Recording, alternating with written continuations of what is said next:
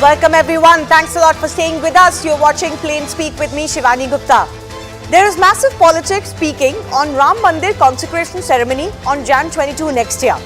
Earlier today, TMC sources suggested that even Mamata Banerjee is unlikely to attend the ceremony and is unlikely to even send a representative. This after CPIM has already rejected the invite, calling the event inappropriate.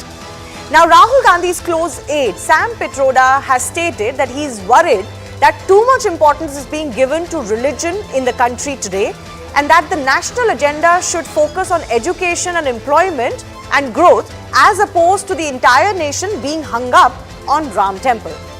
This may seem like a new strain of criticism, but if you scratch the surface, you'll see this is more of the same. Even in the past, we've seen how several opposition leaders have openly opposed the construction of Ram Mandir in Ayodhya by questioning its very need. Several times, Hindus in India were asked, why do you need a temple at this site? This question was never asked of Muslims. Why do they need a mosque on Ram Janmasthan? For long, there used to be a campaign to suggest that the disputed site should be converted into a school or a hospital because those are the fundamental needs of India. But is construction of a Ram temple on this holy site stopping us from achieving those goals? So now that construction is a reality, there is no longer any feasibility in questioning the need for a Ram temple. So the question has morphed into why pay it so much attention. Is this not once again a slight of faithfuls who have waited patiently for the temple? Why can't Hindus rejoice? Why is it so wrong for them to do so? Does it mean that they don't care about health or education if they celebrate a Ram temple, or if the government does so? Are the two mutually exclusive? And ahead of 2024, is the opposition making the same fundamental mistake of shooting itself in the foot, going against what is the larger sentiment of the majority community in the country? We'll take that question to our guests in just a bit. But first up, let me break down exactly what are the statements that have been made by Sam Pitroda and how has the BJP predominantly reacted to it, because a lot of the criticism has come of this government and of the BJP. So one of the statements Sam Pitroda has made is that I see that democracy is being undermined in India. That of course is the larger political narrative of the opposition, the criticism of the government, not so much to do with Ram Temple, but it gives you a hint that actually it is criticism of the present day government or the BJP that is also seeping in to oppose this event. What did the BJP say? The BJP says the Congress does not really understand Hindu faith, or it doesn't really matter to the Congress party, the Hindu faith, which is why their leaders keep making these statements. Sam Pitroda also said that there are signals that India is on the wrong path. He says this because there is too much attention, according to him, being given to a Ram temple and not to other fundamental issues. The BJP says that for opposition, Ram is imaginary and they have tried to halt the construction in the past. They are of course referring to the UPA government's affidavit in court in the past, or statements that their leaders have made in the past. Now, Pitroda has also gone on to say that it bothers me that the entire nation is hung up on Ram temple. And the BJP has of course looked at this statement and they're saying that this represents the thinking of Rahul Gandhi as well. They're saying that you can extrapolate this to what the larger Congress thinking is. Meanwhile, there is also another front that has been opened by erstwhile partners, now the split section of the Uddhav Thackeray Sena, that has targeted the BJP in an article in Samna, the mouthpiece of the Shiv Sena UBT. So what does this article say? It states that the BJP is taking credit for Ram Temple, which is unacceptable to them. Remember, they've been saying for a long time that they're not getting their due. They were at the forefront of the Babri Masjid demolition and they're owning it up. It's ironical that actually the Babri Masjid demolition, or that episode, is what the larger opposition opposes and has condemned. Today, the Shiv Sena UBT is actually part of that larger opposition alliance where they are openly and have always openly owned up to the Ram Janmabhoomi movement, or even what happened in December 1992. They ask, where was the BJP when Babri movement happened? So they are saying that the BJP is actually not to be credited at all for this. The Uddhav Thackeray faction is also highlighting that it is Shiv Senics who have always fought for the Mandir cause and asked, is Prime Minister Narendra Modi bigger than Lord Ram? They've also said that this event is being converted into a party event or a government event, all centered around the Prime Minister. Lastly, they have said that poster politics is also not acceptable to Hindus. Overall, they are not very happy. They claim and it has been alleged by them that they have not received any invite for the consecration ceremony, even though the other faction of the Shiv Sena, which is today with the BJP, has received an invite. Will there be no opposition for Ram Mandir's consecration? That's the big question that is now coming to mind. Whether there are going to be any opposition leaders who will actually attend this event. We asked this question because Sitaram Yechury, the CPIM General Secretary, has already announced yesterday that they are not going to be attending this event. They feel this is state-sponsored religious event.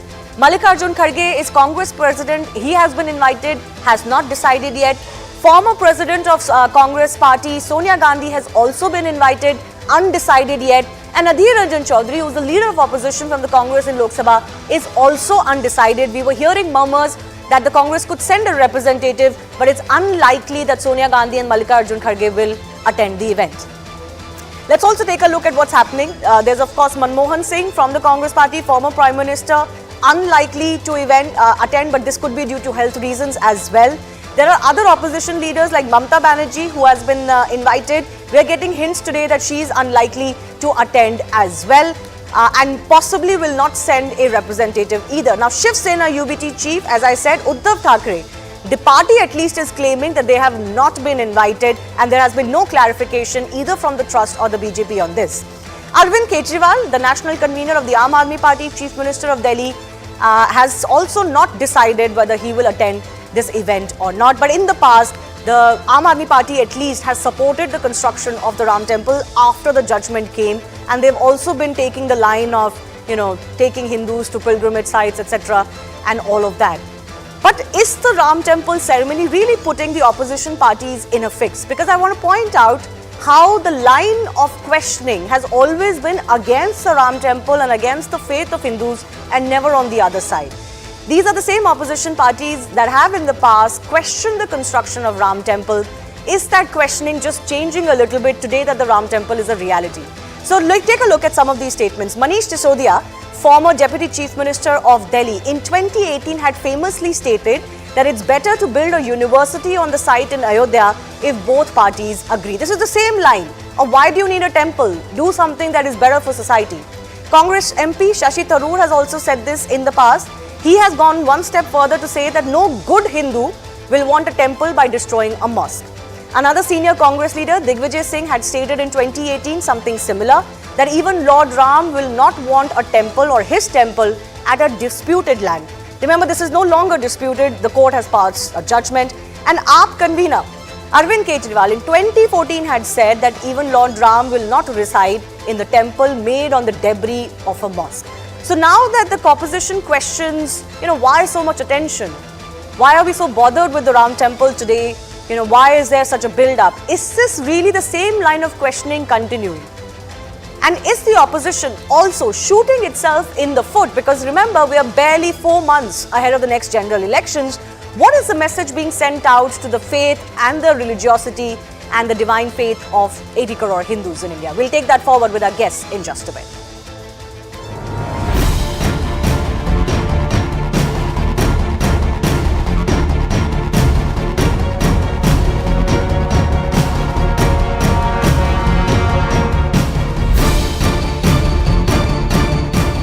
I'm worried about it because I see too much importance given to religion. I see that democracy is being undermined. National agenda should focus on education, employment, growth, economy. उसकी तो बात होती नहीं है.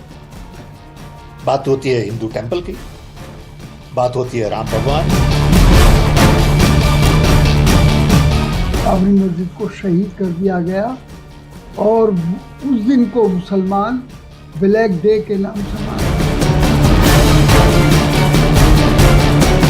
राम मंदिर ये राजनीति करने का विषय नहीं है, आस्था का विषय है और श्रद्धा का विषय है। Sam Patoda is a very good example of how far removed Congress and Rahul's Congress in particular is from the psyche of India, from the soul of India, from what Indians and every Bharatvasi wants. ये तो वही लोग हैं जो राम को काल्पनिक मानते हैं. इनसे आप क्या उम्मीद करते हैं? इनके लिए तो राम काल्पनिक है, हमारे लिए राम हमारे आदर्श है.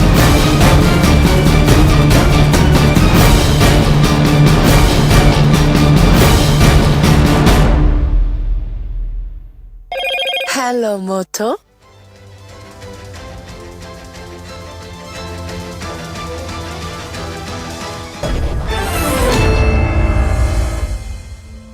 Going across to the guests joining us, Siddharth Yadav is from the BJP. Kishore Tiwari is Shiv Sena UBT leader.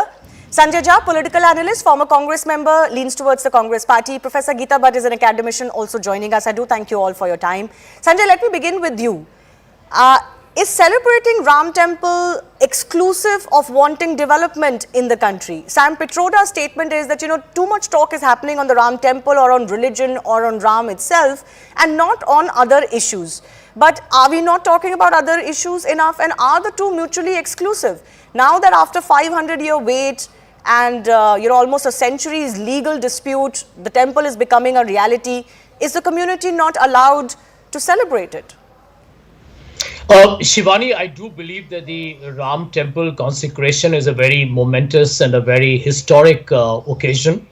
And I do believe that members of the India Alliance will be reaching there for the entire ceremony. I'm very convinced of that. They should, because I can tell you very categorically, and your viewers should know, that this has got nothing to do with the Bharatiya Janata Party. Let me repeat that again. This has got nothing to do with the BJP. This has got nothing to do with the RSS. And why the India Alliance must go there is because the BJP and the RSS are actually trying to manipulate a Supreme Court judgment. Now, you will hear a lot of BJP spokespersons, leaders, everybody talking about, we promised it in our manifesto. But Shivani, you're a very seasoned journalist. You can ask anybody from the BJP, including whoever is their representative today, did they have any assurance or guarantee that the Supreme Court would pass a unanimous or a majority verdict in favor of the Ram Temple? The answer would be no, unless the BJP is insinuating that they had influence over the Supreme Court. So here is a larger point. It's a Supreme Court verdict. It was a disputed item for a very long time. And we all know that India has paid a huge price in terms of human lives lost after the Babri Masjid demolition. So let us treat this subject with a lot of sensitivity here. I believe that the India Alliance must go. Yes, the Ram Temple is, I'm a Hindu, by the way. I happen to be a Brahmin, and I do believe that the Bhagwan Ram has been part of our ethos for decades and centuries. However, I need to make a point. I do not at any point as a public figure ever bring religion into my conversations or my politics. That's not the way it ought to be done. The constitution of this country actually tells you that religion and politics have to be segregated. So today when I heard Sam, who, by the way, I need to make a disclosure, happens to be somebody I'm in touch with. If Sam says that religion and politics have to be segregated, it's not a healthy thing. He is actually quoting the Constitution of India. So if the BJP is critical of Sam, they are basically critical of the Indian Constitution. No, so but I think there's a distinction. My last line. Yeah. My last line is the Ram Temple is on account of the Supreme Court verdict. It's got nothing to do with the BJP. No, I get your point, and I think I'll get to the point of whether the BJP is trying to appropriate the construction of the Ram Temple and its significance ahead of an election year. I'll get to that point in just a bit. But, what Sam Pitroda is saying is not simply that, don't mix religion and politics. He's saying that talk about unemployment, talk about education, talk about other things. Why is the country hung up on the Ram Temple? Now, is that a fair comment to make? Okay, I think, Shivani, I don't think we are being fair here, because both of them, as you rightly mentioned in your own introduction, and you are correct, both of them can coexist. India can celebrate the Ram Temple, and India must debate unemployment, sectarian politics, governance, corruption, Adani, the works. Here is my point. The government of India under Mr. Modi does not spend time on those fundamental issues which affect the lives of the people in all parts of the country meaningfully. I'll give you one example. Just think about it. Look at the cockiness and the arrogance of this party. There's a security breach. Okay, let the investigations happen. We all know the security breach, according to the reported statements, because the people were frustrated, being jobless. do you ever hear such ugly manifestations in any part of the world where people have become so desperate economically and socially that they're willing to attack their parliament even if they didn't have any violent intentions? I mean, this is a government that dodges, deflects, runs away from the conversation, and I think that's what Sam was basically talking about. I just want to address the other point that I had raised at the start of the debate. I'll come back to it later. That what is the message that the opposition ends up sending when many of their leaders or their faces keep questioning the fact that the Ram temple is being celebrated? But I'll come to that in just a bit, because that's also a key element to discuss. But Siddharth Yadav, I'll give you the opportunity to respond to what Sanjay Jha is saying. Two broad issues. Why is the government uneasy to debate the issues the opposition repeatedly places on the table? Most recently, the issue of unemployment or the breach in security of parliament. And secondly, is the BJP not guilty of appropriating the construction of the Ram temple as if it happened because of you? Now, I know the BJP, the RSS, VHP, all these forces were involved in the Ram Janmabhoomi movement, but at the end of the day, it happened via Supreme Court judgment. Shivani, Mr. Sanjay Jha from Congress was saying that did the BJP have any assurance, any message from the Supreme Court that this was going to happen? We had no assurance, sir. We had the conviction. We had the conviction because we were fighting for it from decades. When we were fighting for it, when we were taking the bullets, you were mocking us. You were the ones who were firing bullets on us. When we were saying कि हम मंदिर वहीं बनाएंगे, you were mocking us and asking कि मंदिर तो वहीं बनाएंगे पर तारीख नहीं बताएंगे. Now when we tell you the date that it is in this January 24, you can't digest that and you want to take away any credit. Go ahead, sir. Take any credit that you want. But you can't even take that because you are confused, because you don't have any support for the Ram Mandir, and you want to do this because of your specific ideology of anti-Bharat. The ideology that Bharat has been living for. You want to disrespect the 500 years of wait. You want to do that, sir? Go ahead. But we were there fighting for the Ram Mandir, and finally it is happening. If you're not happy, sorry, we can't really help it. But my friend was also saying that we have been deflecting from the core issues. We have been deflecting from Berozgari, from other issues, which the opposition has been trying to put on table. Which table? You are not participating in any debates. You have been walking out even before the attack on the parliament happened on important bills. When important bills of people's welfare are being discussed, you try and hijack the parliament and ensure that no discussions happen. And then you want to come here on national television and deflect the debate. Now you want to come here and say the security breach was from some bhatke hue naujawan. Is that real? And is that not deflection? Either it is a security breach, either it is a national issue of national concern, or it was just bhatke hue naujawan. If it was bhatke hue naujawan, go and meet them, sir. Make them your friends. Who is stopping you? But you want to deflect from the national debate. If you want to come and debate on issues of national importance, if you want to debate on Berozgari, come ahead, sir. Okay. We'll tell you more than 6 crore jobs developed in the only in the digital sector. More than 8 crore jobs have been brought by the Mudra Yojana. You don't want to do that. That is the reality, because you know you are failing miserably. Okay, because I just want to kind of 10 years. I just want to come in and say that, we do debate a lot of issues that come up on a day-to-day basis: economy, unemployment, price rise, inflation. All of these issues have been discussed.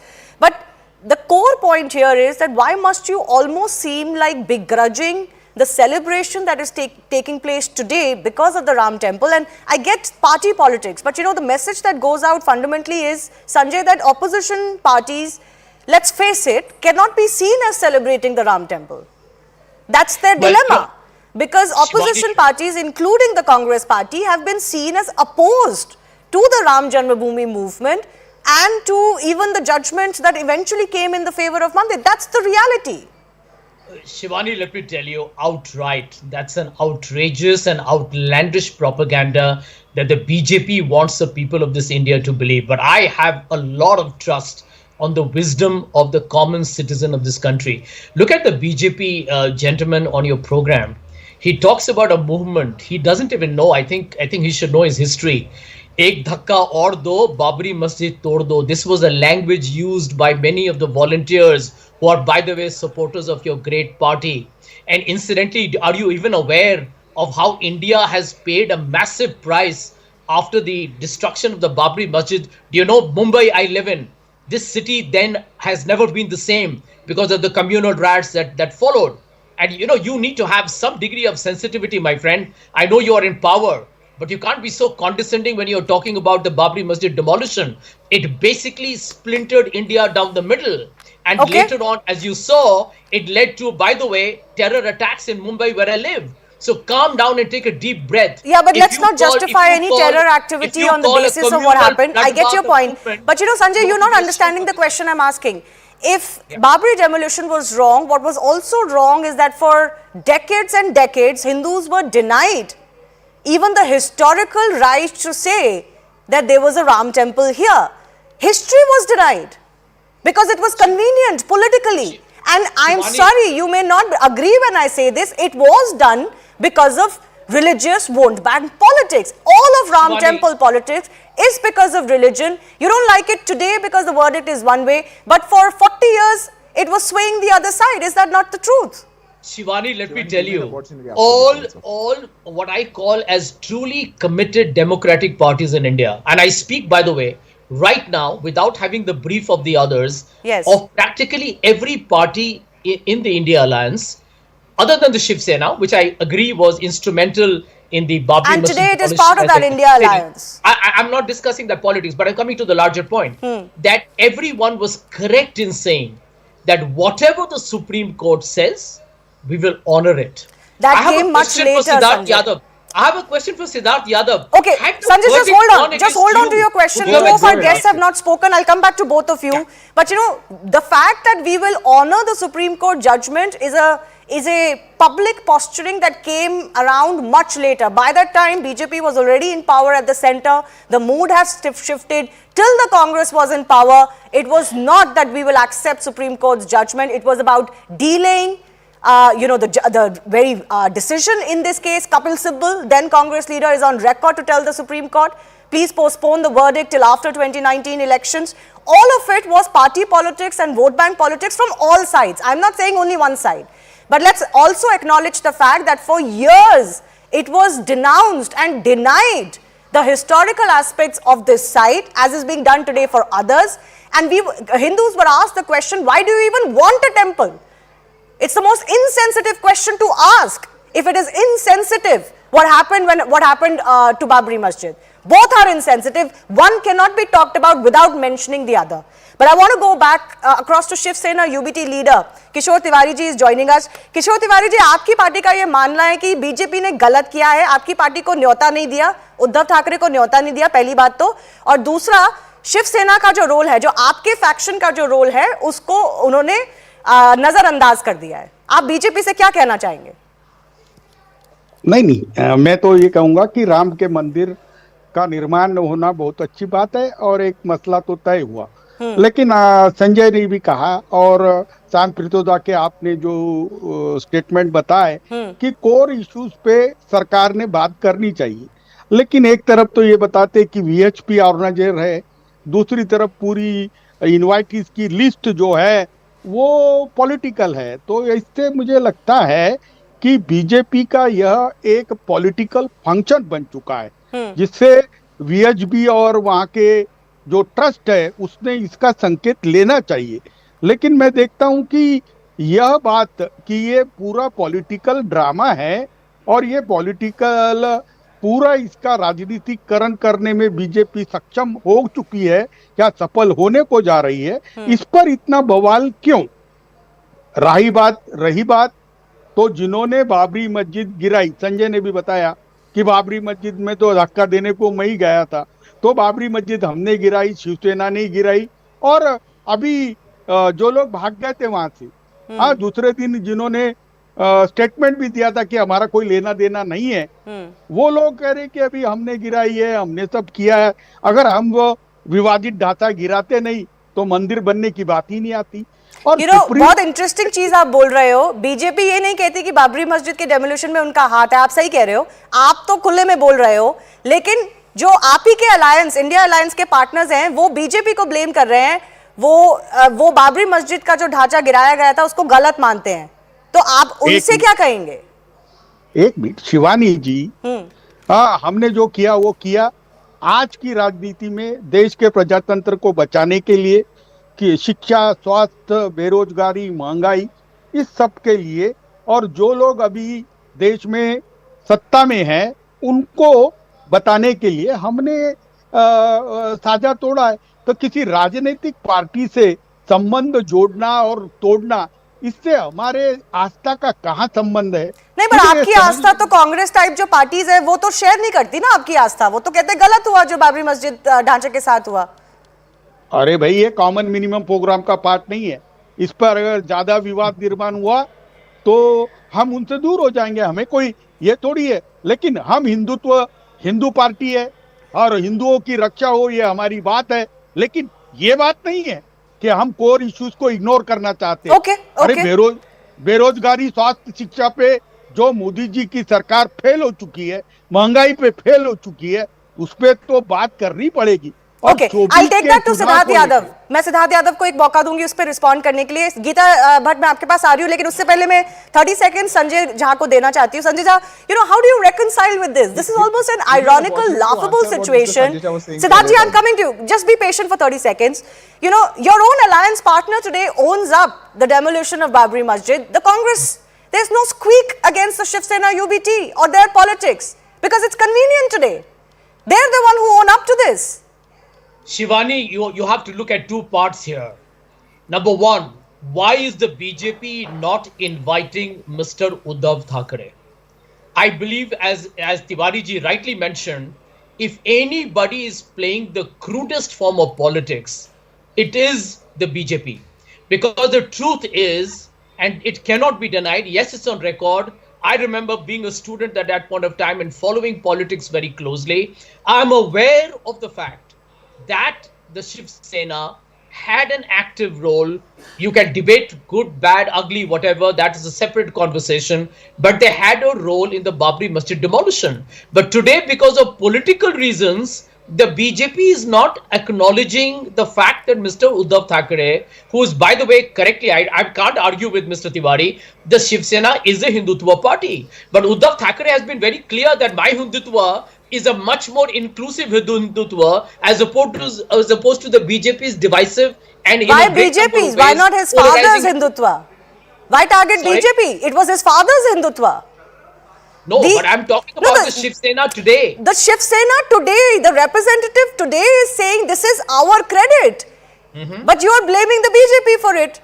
I'm blaming the BJP for actually hijacking the entire construction of the Ram Temple. Okay. Thanks to the Supreme Court. But you didn't answer my question. It's a Ram Temple trust. Ideologically and principally, how is it okay that the Congress and other so-called secular democratic parties share space with the UBT Sena that is openly saying कि हमने गिराया ढांचा तो? Okay, Geeta Bhatt is waiting, but Siddharth Yadav, for parity, I'll give you 30 seconds, please. Thank you so much, Shivani. I can't counter much the convenience politics of Sanjay Jha, even after what my friend from Uddhav Thackeray, Shiv Sena, was saying, that we were the ones who demolished. He still finds Hindutva very inclusive. He has his own definitions, but I'll not counter that. What I want to point out is he was trying to teach me history, but he himself should go back to history, because the Ram Mandir movement was not just in the 1990s. It began right in 1528 when the mosque was built. People have died since then. Till from 1849 to 1949, people died from then. In 1949, when on 23rd December in 1949, when it was found that the Murti is still there, people have been fighting a legal battle from then. People have sacrificed their entire lives, their youth, for this entire journey. If they want to come down today and enjoy and rejoice what was lost in our heritage and our cultural history of our country, you come here on national television and want to justify the bomb blast of Mumbai, saying that the bomb blast happened because of Babri Masjid. I am sorry, sir. Go back, see what the history is. Go back and see what the history is. And once you see that history, you will see which side you are. You were on the wrong side, and the history recounts it, and that is why the people of this country are making you pay for it. You don't want to give us credit? Don't give us credit, sir. At least share the joy. Come and share the joy. Okay, I have to pull away from both of you. Geeta Bhatt has been people of this waiting and I country are thank her for her patience. I want to come to the whole aspect of sharing in joy. Naturally, there is joy amongst the section that has for long waited for the Ram temple to be a reality. Whether you believe in it or not, it is not for anyone to begrudge that joy. It has come legitimately after waiting patiently for a Supreme Court judgment. Politics aside, do you believe the opposition is fundamentally sending a message that, see, there is no need to be so joyous about it? इतना खुश होने की क्या जरूरत है? ठीक है, Ram temple बन रहा है, प्रधानमंत्री क्यों जा रहे हैं वहां पे? That is the tone of the opposition today. Are they uncomfortable with the very event and the reality of a Ram temple? Well, Shivani, definitely it is rather unfortunate, to see that how Sanjay Jhaji has been caught in a catch-22 situation where he doesn't know, whether to criticize Shiv Sena or to criticize BJP for for the Ram Janmabhoomi movement. But the fact here is that, it is just to put this forth that near Jerusalem, there is a small town called Bethlehem, where in the Church of Nativity, there is a small room where lakhs of Christians visit every year because they think that it is here where Jesus was born. I wonder, I have never come across any community which has questioned and asked that where is the justification, what are the facts based on which it is being said that Jesus was born in this small Church of Nativity in Bethlehem. But on the contrary, you look here that there are political parties who, and this is a momentous occasion, in the timeline, in the historical timeline of this nation, it is a momentous occasion. It has to be, cherished, rejoiced. But unfortunately, there are people who are trying to look at it as a political narrative. There is no need to be political about it. Who is stopping people from going and visiting Ram Mandir? No one is stopping anyone, any political leadership. Anyone can go and visit. Anyone can go. There are questions being put forward that why is it that one political party is coming out and asking its representatives that, you can, you bring people and visit the Ram temple, make arrangements for their visit to the Ram temple. Every political party can do it. Who is stopping anyone from doing so? I mean, this 2 acre, it's just a 2 acre piece of land. But that, it was not a matter of just that 2 acre land. It is about the justice and, the vindication of our cultural heritage. That is what Sri Ram represents. It is not what Mr. Sam Pitroda is saying and which some of the supporters of Congress party are trying to justify his statement. It is not about just religion. Bhagwan Ram represents our cultural ethos, our social ethos. Why he's called the Maryana Purushottam. And why is religion such a bad thing? I'm not quite understanding why people talking or caring about religion in itself is to be frowned upon. It is a part of people's lives, and if somebody doesn't want to do it, they are free not to do it. But for those who have faith, you must respect their faith. That is the simple point. But I have just 30 seconds left. I do want to ask Siddharth Yadav that question that both of our opposition members are asking. You have turned this into a BJP event. And you are doing this, making such a show and tell about it because elections are coming. No, I think, Shivani, the answer to this is very simple. If we are most happy, we are rejoicing it. We are not thinking about any political gains or losses. We are not concerned about which community thinks what about us when we celebrate this. We are very unapologetic about what we are doing. If they want to say that we are taking all the credit and this is a political game, go ahead and do it. Come, share the happiness, take the credit. We are more than happy to welcome you on the same board, to keep you on the same pedestal. Will you send Uddhav Thackeray an invite or not? We will definitely come on. There is no need for invitation. The Ram Mandir is opening. It's open for everybody. Come on. Sanjay Jha is also invited. Sanjay Jha is also invited to come and visit. But this is not about that. It is about whether you want to go or not, whether you are happy about it or not. We are unapologetically happy. Okay. I've run out of time. I've run out of time. I think the next big stage to watch out for will be, as Sanjay Jha said, the opposition should partake in this ceremony. It's a seminal moment in Indian civilization, as Geeta Bhatt said, not just purely restricted to religion, but to Indian culture and ethos. And there is no shame in saying that the Ram Temple or the Ram Janmabhoomi has been reclaimed. Let's not be shy about accepting whatever excesses happened in the past. There's nothing wrong with it without any prejudice to modern day individuals. That's the only line that needs to be drawn. I do thank all of our guests for joining us. Coming up after a very short break, there is a language war that is heating up in Karnataka to the extent that large groups of pro-Kannada activists were running rampage across the city of Bengaluru. They have torn down many signboards because they did not comply with the BBMP formula. But the BBMP itself has more days to go for businesses to comply. So why this rampage? Why this violence? We'll take that on the other side. Hello, Moto.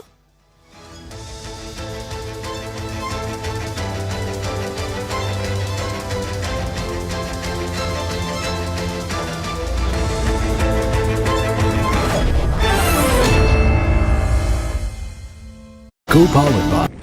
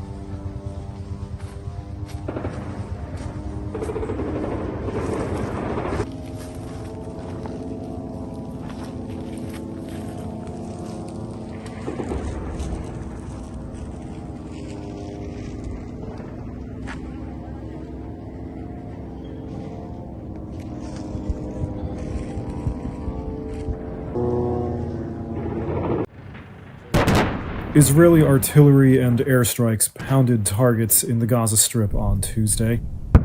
Its military operations intensified around Christmas, particularly in the central part of Gaza. This video, released by the Palestine Red Crescent Society, is said to show paramedics handling a body in a refugee camp hit by an airstrike on Christmas. Gaza's health ministry says the attack killed at least 70 people, including many women and children.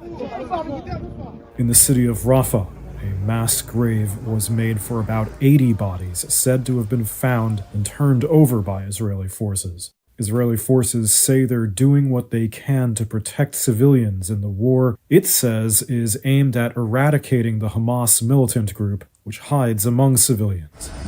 Claim Hamas denies. In a hospital in another Gaza city, Khan Yunis, Reuters journalists found Hamdi shot, mourning the body of his oldest son. He's saying his son was supposed to enroll at a university in Turkey before the war started, and he was killed.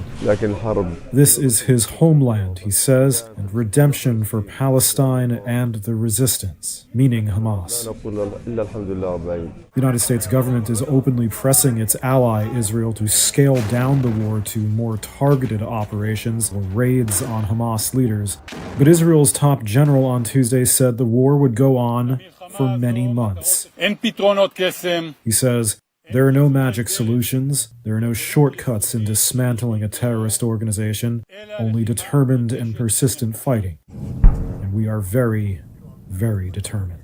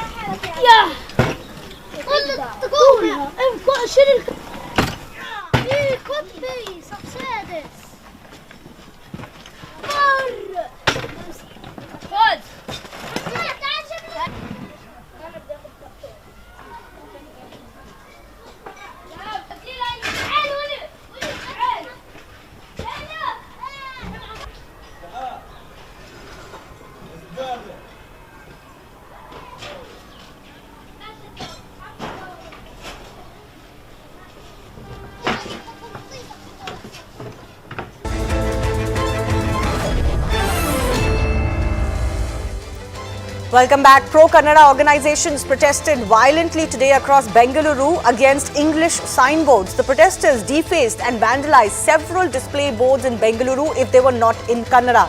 BBMP had set a deadline of February 28 for establishments to comply, but these so-called pro-Kannada outfits took matter into their own hands.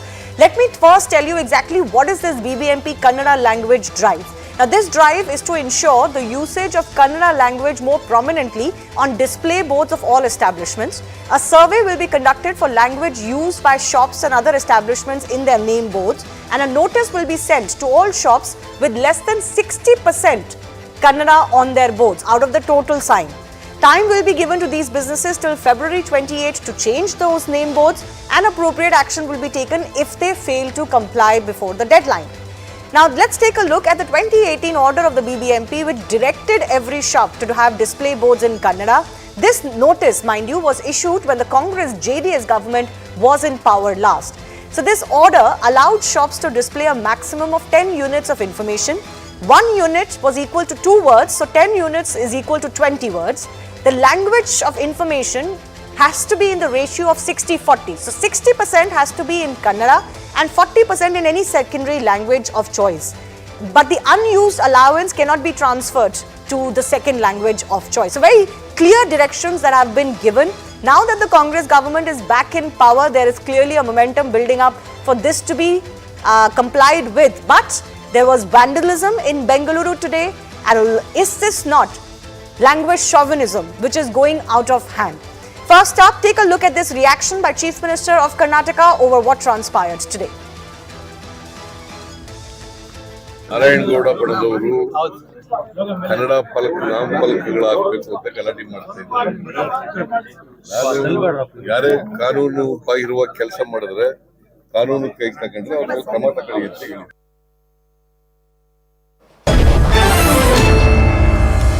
Karnataka Chief Minister Siddaramaiah has given his first response. He is promising that there will be appropriate action taken on those who took law and order into their own hands.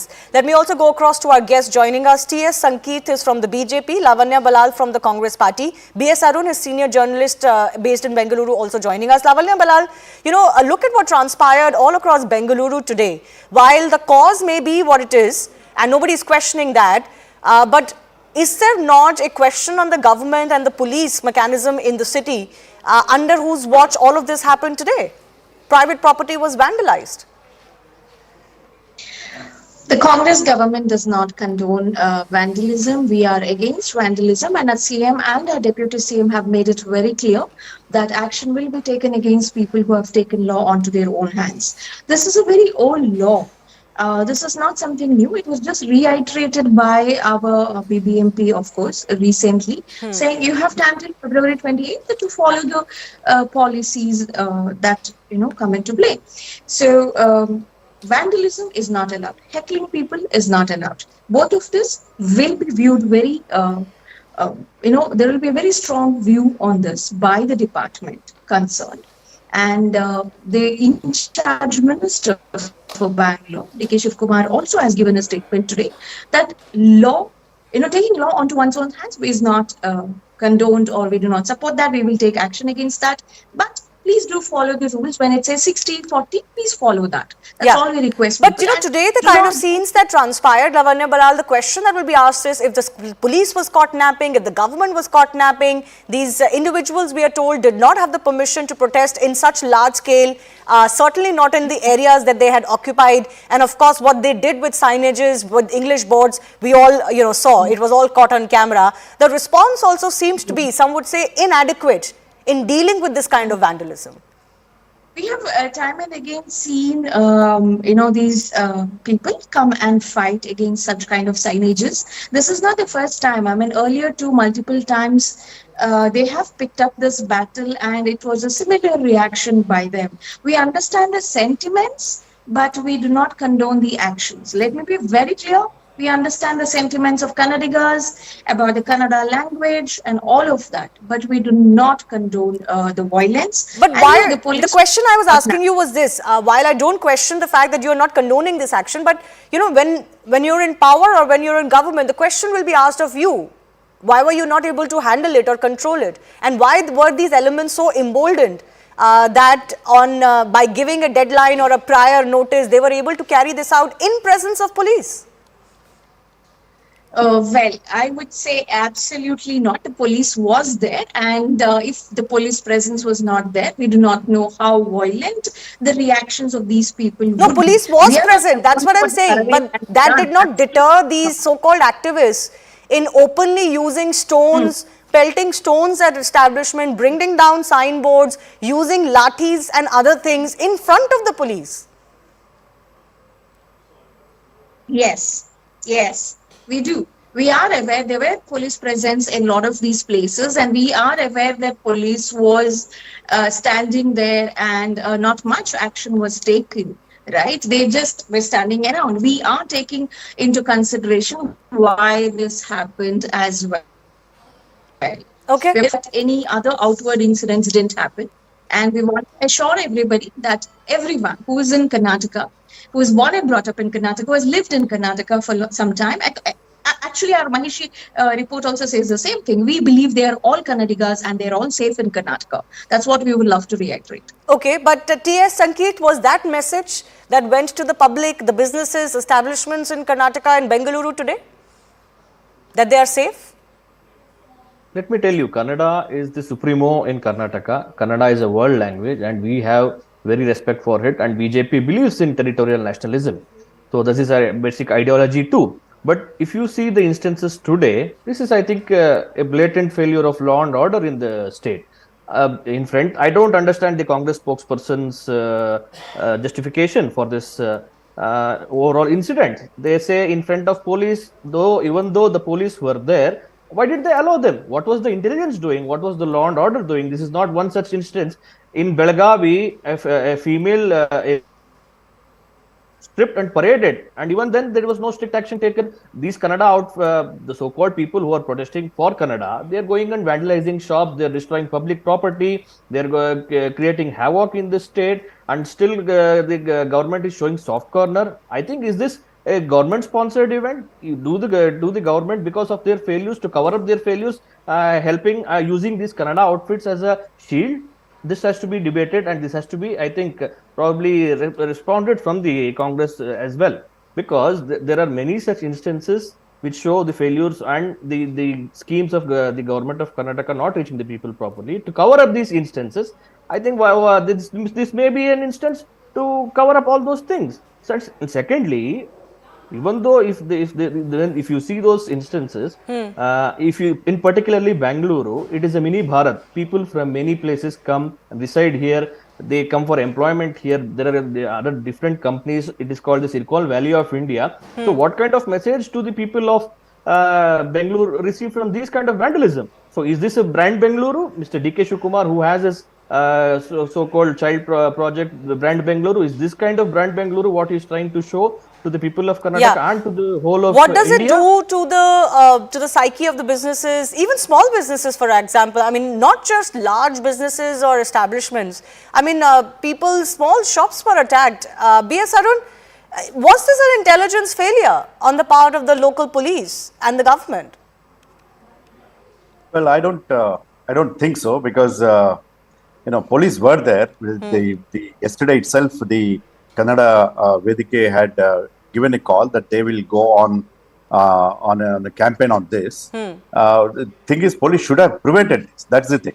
But what I would like to also say is that the people here who live here, even if they come from other states, have to be sensitive to the local language, to the local, the priorities of the local language. And this is not a new order. This has been in force for a long time. And what prevented these shops and establishments to change their boards to suit the order of the government? I can't understand that. If the violence has to be opposed, there is no doubt about it. But then you should also, think about the primacy to the local language. But isn't that the failure of the BBMP? Yes, it is. They have to ensure compliance. That's all our agencies have to do. Absolutely. Government should have taken note of this. They should have done it long ago than waiting for somebody to protest. I was recently in Gujarat and there was not a single board which was in any other language other than Gujarati. You take Chennai. If you go to Chennai, there is a government rule saying that it has to be prominently displayed. Every board should be prominently displayed in Tamil. And even bigger banks, foreign banks like Citibank, they all display their boards in Tamil. What stops these people in Karnataka to display their boards in Kannada? I can't understand this. The government should have taken this issue long ago and should have prevented these, these shops and establishments from setting up their boards, writing their boards in other languages like English in a big way, and not giving prominence or the primacy to Kannada. No, I understand the issue of primacy to Kannada, and I don't think anybody is in disagreement on that. In any case, each state is free to, to formulate its own rules and laws, and each city, commissionerate is, well within its right to decide what is okay, what is not okay. But the issue is about how emboldened these groups are to, in front of the police, to cock a snook in their eyes, in their face, and say, we're just going to do whatever we want to do. Yes, Lavanya, you wanted to come in? Why are they so emboldened? And frustration on any account cannot be an excuse to take law and order into your hands. Not a law and order type of problem at all. It is a very emotional type of problem. You can call it whatever you want to, emotional or otherwise, it's a law and order issue. I could finish, please. It is not a law and order kind of problem. It is an emotional reaction by the people. We do not, once again, we say, we do not condone people taking action that the BBMP should be taking into their own hands. They shouldn't be doing that, right? And on top of it, let us not talk about law and order by the BJP. They don't need to preach to us. These are the same people who smashed the watermelon cart of a poor watermelon seller. These are the same people who come and tell us who can and who cannot put up their petty shops outside the temples. So these people need not preach to us about law and order in Karnataka. This is a distraction by the vested interests in the states to take away the attention from allegations made by the BJP leader Yatnal against BSY of 40,000 crore scam. This is the vested interests in the state who are playing this role. Mr. Sangeet wants to respond. Yes. See, I really don't get my Congress spokesperson's point by calling it not a law and order issue. If you see those video tapes, there are police standing and they were not even trying to prevent or they're trying to go and take custody of these protesters. They're just seeing spy. I think that's what I wanted to ask. Is this a government-sponsored event? Is the government trying to government helping in vandalizing these things? Is it? You tell us this is not a law and order issue. I don't get it. Small people, small shops are attacked in Bengaluru. These things also. I agree. There is a system. There is a channel to convey these issues. BBMP should go give notices, issue notices, seize their properties for not displaying boards which is having 60% of Kannada. Let them do this. Let the government take a stand. Instead, you go and letting do this kind of an instance happening is definitely a law and order failure. You accept that. And I want to tell Mr. Yatnal's statement or anyone's statement. Mr. Yatnal, he may tell something, but this is not endorsed by anything or something. Because people who are stated too. Okay, this is the kind of a thing. So, but let us not deviate from the main topic that People Okay, who are in any case, no matter who is behind this, it is fundamentally, if there is a they conspiracy, shouldn't be allowed to take the law and order. no, if there is a conspiracy, as the Congress spokesperson is suggesting, against the present day government, and it's your government's responsibility to ensure that you thwart that conspiracy. You're in power, the machinery is in your control. But B.S. Arun, you know, the scary part of what transpired today is this. The BBMP just yesterday has come out and said that we are giving this deadline to businesses and establishments to comply. And yet these groups, these self-styled groups, I'm sorry to say it's not okay to just say these are people and spontaneously erupting into these protests. These are organized bodies and organizations that are, you know, giving calls and instigating this. So it's not the same as public sentiment. There's a distinction to be made. But these groups are so emboldened, they do not pay heed to the deadline of the BBMP. They do not wait for that deadline to expire, and they set their own deadline. That shows that there is a problem. You obviously cannot have organizations like these, you know, dictate terms to the state. Number one, it's the failure of the government in preventing today's violence. That's very clear. But at the same time, it's also the failure of this and previous governments not to insist and not to implement the order that has already been there since 2017 about these boards. See, the BBMP has been wrong in giving a deadline. Now, why the deadline now? And when the order is there in black and white, why should there be a deadline? I get your point, sir. I get your point, but I don't want anything of what we say to be seen as a justification for people to take law and order into their hands. I think that's a very dangerous precedent. On emotion and on a cause, anybody can then tomorrow say, oh, we don't agree with this and our emotions are attached to this, so we're going to do whatever we want to do. I agree with this. Emotion is different from causing damage to some property. That has to be, understood. It should be very clear. At the same time, when these Vedike, the organizers of this protest, had given a call yesterday itself, the government should have taken note of it and should have made proper security arrangements so that today's incident would not have happened. I think that's where the government has failed. But at the same time, there is a failure of the previous government also in not implementing this order, which was issued in 2017. Mr. Sankeet, you want to respond to that? The new Congress government has only been in power for a few months. What about the responsibility of your government? When we were in power in 2020, when we had a BJP mayor, we had instructed the BBMP to take this incidents to Congress, and 60% of boards should be put in Kannada language. So this was BBMP's initiative from the BJP government. Let me make that clear as well. So, and we had implemented also, we had gone and convinced many corporates. We had visited small shops. We had taken the local leaders and corporators into confidence. That's a way. So you go and ending up not preventing these kind of incidents. You helping them vandalize things. You making it as a government sponsored event is not acceptable. Let the Congress spokesperson accept it. This is a law and order failure. It's an intelligence failure from the government side. So then these things can be debated upon.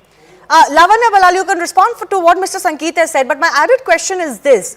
Doesn't the government need to do a little bit more in also assuaging the fears of, small businessmen, local shop owners and other establishments that people will not take law and order into their own hands? That assurance should also come, that confidence should also come from the government, because who knows, it's 2 months to go for the deadline of the BBMP. These groups could be emboldened to do this again. That message has come both from the CM and the Deputy CM about people taking law into their own hands. They have also assured everybody who lives in Karnataka, who are in Karnataka, that they are safe. The messaging has gone both from the CM and the Deputy CM. And we do not want any kind of lectures from the BJP, which has failed on all fronts. Let's not talk about law and order. These are the same people who allowed a rowdy sheeter to come and welcome the Prime Minister of India on stage in Bengaluru. So they need to get off their high horse and preach to us. Let us be clear. We did not enter any rowdy sheeter to welcome a Prime Minister. Kindly don't. You are already lying to the people of Karnataka. Don't lie on national media. Kindly. No, please do not do this. It is a See, fact. there was an event where a lady was You stripped allow the and rowdy paraded. cheaters What and was what Ravi to they were your welcome Congress the minister Prime Minister. supporters. I will What show did you you do? the tape. Is this not law I and will show order you the failure? tape. Is this not law and order Rowdy failure? You want a bigger issue than this? Prime Minister Bangalore. Okay, Please. in any case, Belagavi- that doesn't Belagavi- justify what has happened. in The government of Belagavi, the day will the have Congress accountability ministers for what follow transpires. Whether the government has done enough and paraded and whether the them. Is it local, not law? agencies will be able to handle this kind of, language wars erupting into this kind of vandalism is a big question right now. It's not just about Bengaluru's image. It's just about people's lives. Bengaluru is no different than any other city, and it's not that the concerns of people there are going to be different. Fundamentally, people want to be living in a safe city where they don't have people come and destroy their private property. That's the bottom line. I do thank all of our guests for joining us. Time for me to take your leave. Up next is the hard facts.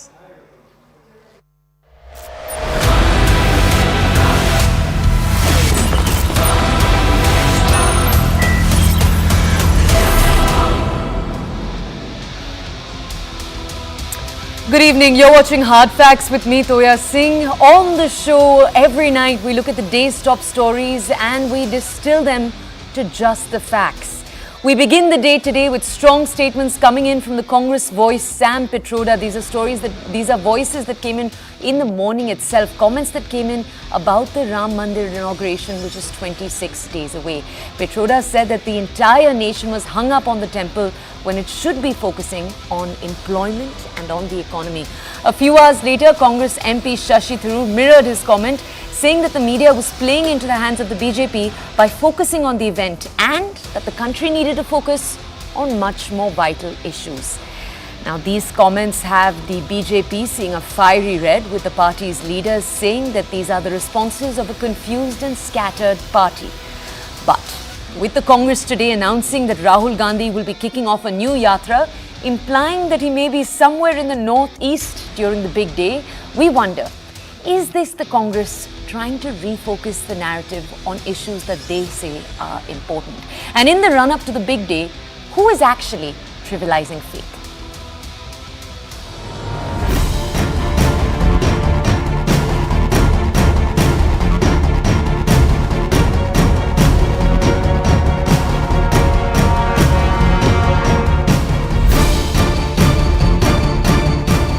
I'm worried about it because I see too much importance given to religion. I see that democracy is being undermined. National agenda should focus on education, employment, growth, economy. उसकी तो बात होती नहीं है. बात होती है Hindu temple की, बात होती है राम भगवान की. बाबरी मस्जिद को शहीद कर दिया गया और उस दिन को मुसलमान ब्लैक डे के नाम से माना. राम मंदिर ये राजनीति करने का विषय नहीं है, यह हमारे अस्मिता का विषय है, आस्था का विषय है और श्रद्धा का विषय. लेकिन कुछ लोग हैं जिनका भारत 2014 के बाद बना है, उनको इतिहास मालूम नहीं. अयोध्या का लड़ाई जो है वो 2014 से पहले हुई. भाजपा राम को वो बूथ एजेंट के तरह ट्रीट करता है. वोट में राम जी को उनका बूथ एजेंट की तरह ट्रीट करता है, पॉलिटिकल मार्केटिंग करता है. हमारा विरोध उससे है.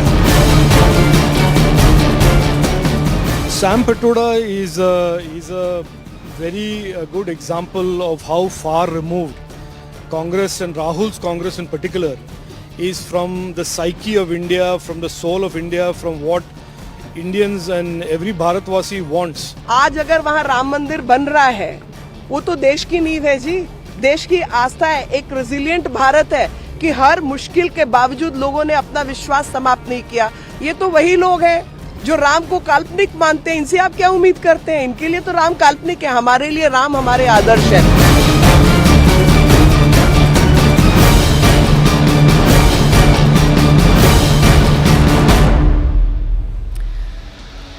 Okay, to further understand this topic, we're now going to take you through what different INDIA leaders have had to say about whether they're attending or not. Let's walk you through each of these parties. Yesterday, CPIM made their stand clear. Sitaram Yechury, the General Secretary, making it clear that they will not be attending, saying the party respects all religions, but they believe the event is being politicized. Let's move on. Let's take a look at the Congress now. Mallikarjun Kharge, Congress President. It is unclear as to whether he'll attend. Sonia Gandhi too. She's the ex-Congress President, senior leader. She's had some health problems as we speak. It is, as we speak, undecided about whether or not she'll be attending. Leader of the opposition in the Lok Sabha next, Adhir Ranjan Chaudhary. Will he be attending or not? It's undecided, as you can see. And one more name, Manmohan Singh, former Prime Minister